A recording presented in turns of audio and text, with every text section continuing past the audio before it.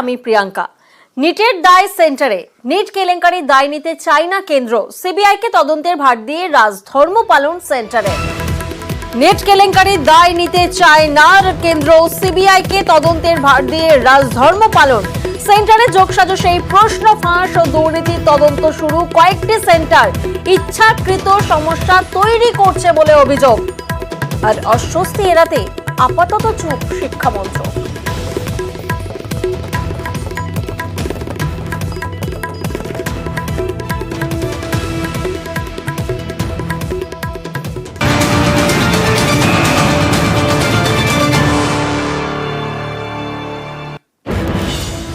পুনরায় NEET Yuji পরীক্ষায় গড়হাজির 48% পড়ুয়ায়। বিবৃতিতে জানালো national testing agency. Grace mark পাওয়া 1563 পড়ুয়ার পুনরায় পরীক্ষার বসার কথা ছিল। মাত্র 813 জন অর্থাৎ 52% রিটেস্ট দেন। আর পুনরায় পরীক্ষা এড়ান 750 জন। দেশ জুড়ে 7টি পরীক্ষা গ্রহণ কেন্দ্রে পুনরায় পরীক্ষা হয় 5ই মে। মেডিকেল এন্ট্রান্সের প্রবেশিকায় বেনিয়মের অভিযোগ ওঠে।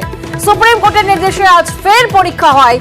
বেনিয়মের অভিযোগে ইতিমধ্যেই এফআইআর দায়ের করেছে সিবিআইও। আর এজেন্সির উপর হামলায় তুঙ্গে রাজনৈতিক তরজা।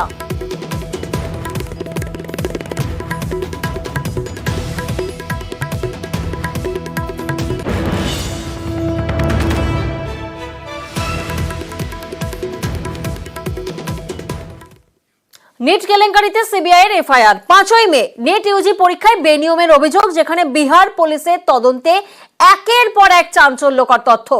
বেশ কয়েকটি রাজ্য জুড়েই সক্রিয় চক্র।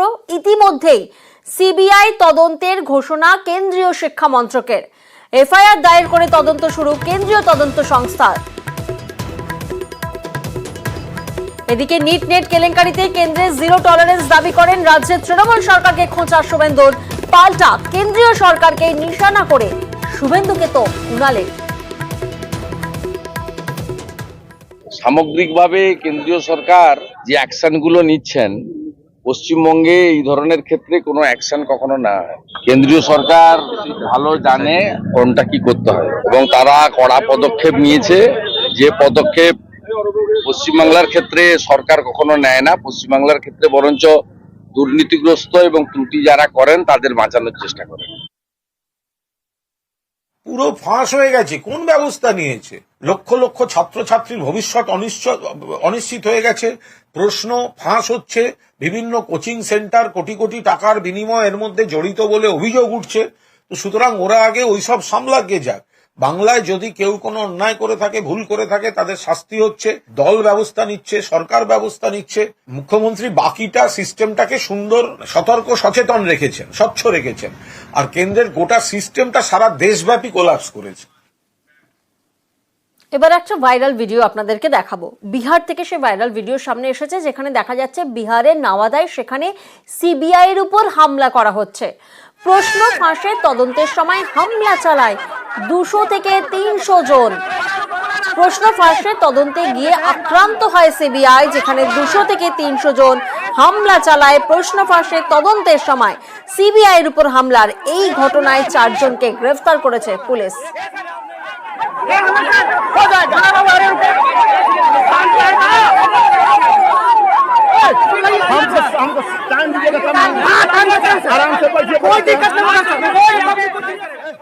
उनके द्वारा यूजीसी एजेंसी के संबंध में जांच पड़ताल और पूछताछ की जा रही है। इस रेड को गुप्त रखा गया था।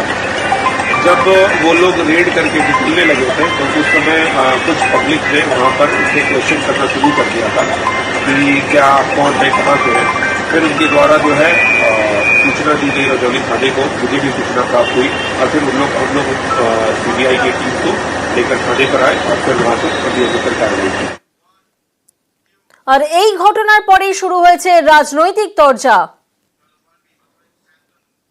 নিট পিজি নেট এই সমস্ত পরীক্ষায় যে পাওয়ার প্রমাণ দুর্নীতি সামনে এসেছে, 24 লক্ষ ছাত্রছাত্রীর ভবিষ্যৎ নিয়ে হাজার হাজার কোটি টাকা দুর্নীতি নিট পিজিতে এবং 10 ঘন্টারও কম নোটিশে পিজি নিট বাতিল করে দেওয়া, এই সবকিছুর মধ্যে এই পাহাড় প্রমাণ দুর্নীতিতে বিজেপির নেতা থেকে মন্ত্রীরা সব জড়িত রয়েছে।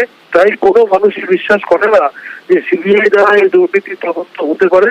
সেই জন্যই সিবিআইয়ের উপরে স্বতঃস্ফূর্ত প্রতিবাদ সেখানকার সাধারণ মানুষের।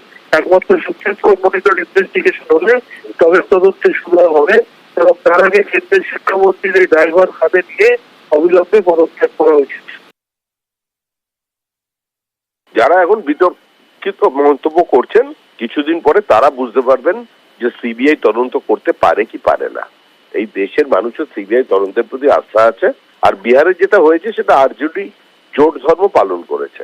এখানে শঙ্করাঢ্যের বাড়িতে, শেখ শাহজাহানের বাড়িতে কেন্দ্রীয় তদন্তকারী সংস্থা আক্রান্ত হয়েছিল। পুলিশ উল্টে আক্রমণকারীদের প্রোটেকশন দিয়ে আক্রান্তদের বিরুদ্ধে মামলা দায়ের করবার প্রস্তুতি নিয়েছিল।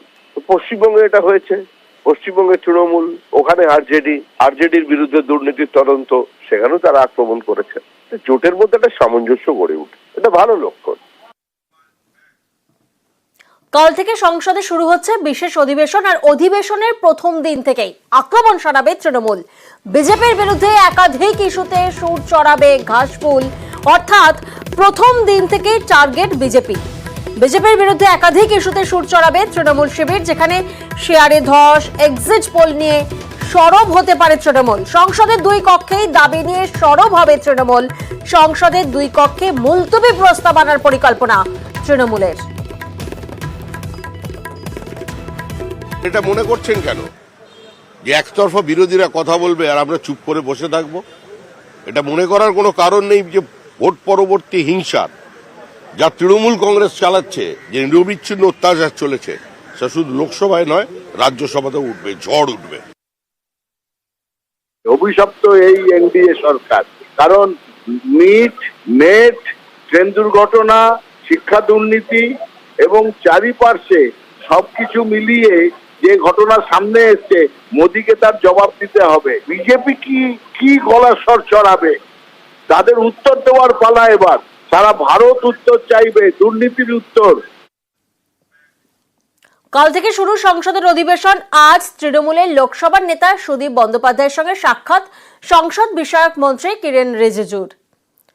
কাল থেকেই শুরু হচ্ছে সংসদের অধিবেশন এবং ঠিক তার একদিন আগেই আজ তৃণমূলের লোকসভার নেতা সুদীপ বন্দ্যোপাধ্যায়ের সঙ্গে সাক্ষাৎ করেন কিরেন রিজিজু।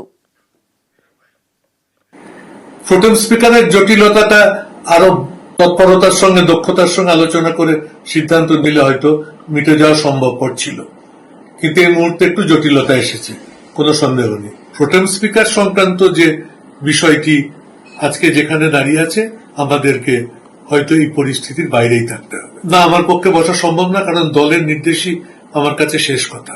দল চাইছে না এই মুহূর্তে যে অবস্থার সৃষ্টি হয়েছে তাতে ইন্ডিয়া অ্যালায়েন্স কোনোভাবে অসুবিধার মুখোমুখি হোক, তাদের মধ্যে যে একটা ঐক্যবদ্ধ উদ্যোগ এসছে সেটা ক্ষতিগ্রস্ত হোক। সুতরাং আমি কালকে যাচ্ছি না। It's always great time spending and learning from him, and we look forward to cooperate. Of course, politically there may be differences on certain issues, but functioning of the House is responsibility of all the honourable members. So we will really work together with proper coordination, and I look forward to get proper guidance and also cooperation from Sudeep Da.